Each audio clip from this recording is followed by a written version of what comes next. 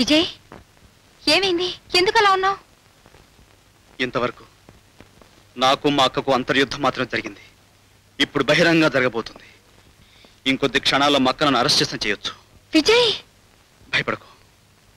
ఆ జావేద్ అంతం చూసేంత వరకు నేను నిద్రపోను. అందుకే మళ్ళీ మనం కలుసుకోగలుగుతాం లేదోనని నీతో చెప్పేయడానికి వచ్చాను. అంతేనా విజయ్? మనిద్దరం కలుసుకోవడం ఇదే చివరిసారైతే నువ్వు చెప్పవలసింది ఇంతేనా? ఇంకేమీ లేదా?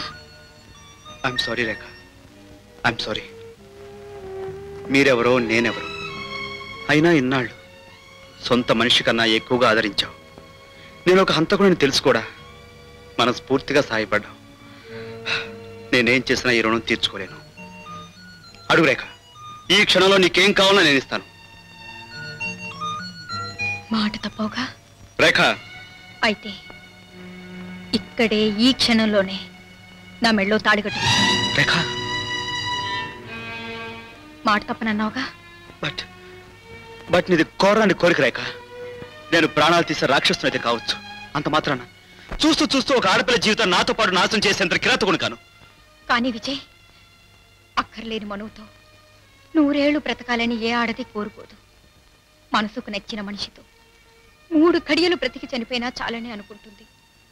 ఇప్పుడు నా చావు బ్రతుకులు 2 నీ చేతుల్లో ఉన్నాయని గుర్తుంచుకొని వెళ్ళు విజయ్, వెళ్ళు. నన్ను క్షమించరేక.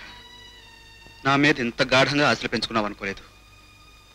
నీకు ఇప్పుడే మాటిస్తున్నాను, నా కథకు ముగింపు ఎలా ఉన్నా నిన్ను నేను తప్పకుండా పెళ్లి చేసుకుంటాను రేఖ, తప్పకుండా చేసుకుంటాను. విజయ్, అవును రేఖ. ఇంతకాలం నా ద్వేషం కోసం బ్రతికాను. ఇప్పుడు నీ ప్రేమ కోసం ఒక్క క్షణం బ్రతికినా చాలనిపిస్తుంది విజయ్. రేఖ. విజయ్.